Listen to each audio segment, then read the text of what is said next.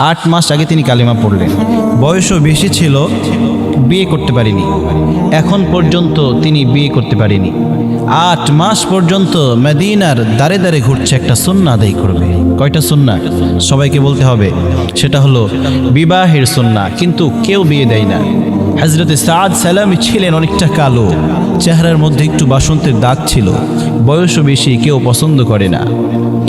বিশ্বনবীর দরবারে গেলেন, যে বললেন নবী কালিমা পড়লাম, 8 মাস হয়ে গেল, এখন পর্যন্ত কেউ আমাকে তাদের মেয়ের সঙ্গে বিবাহ দিল না।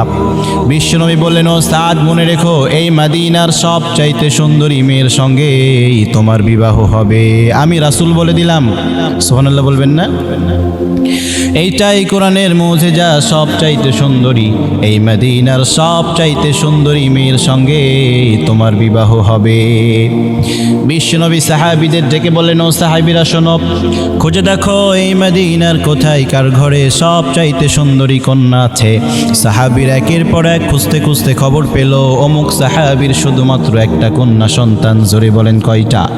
বিবাহের উপযুক্ত হয়েছে। সাহাবীরা বিশ্বনবীর কাছে এসে বললেন, নবী আপনি যদি অনুমতি দেন তাহলে আমি বিবাহের প্রস্তাব নিয়ে যেতে পারি। বিশ্বনবী বললেন, না, তোমাকে প্রস্তাব নিয়ে গেলে হবে না, এই সাদ সালামী নিজেই নিজের বিবাহের প্রস্তাব নিয়ে যাবে। সুবহানাল্লাহ বলবেন না? সালামীর প্রস্তাব নিয়ে যেতে দেরি হবে, বিবাহ হতে দেরি হবে না।